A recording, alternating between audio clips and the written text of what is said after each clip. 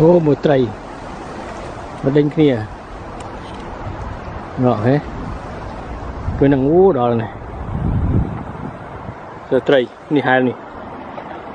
thế tuổi đó của nó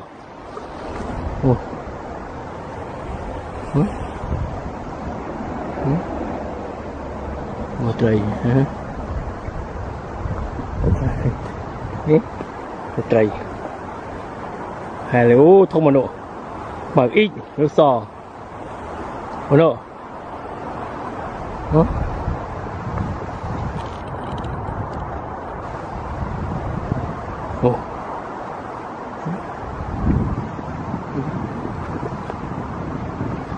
sớ tự trầy đinh khi mà nổ thế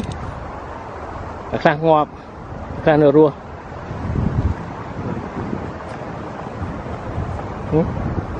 sơ trầy rồi ở đa con chơi mà tam prey mua cái đấy mà vốn thông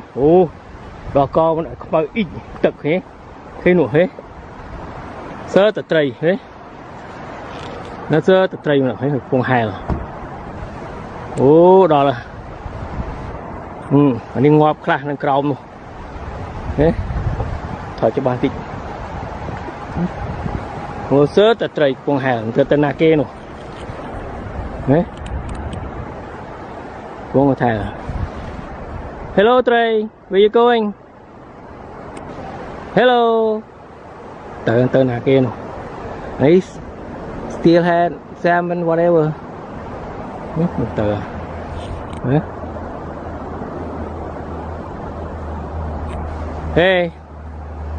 bye bye fish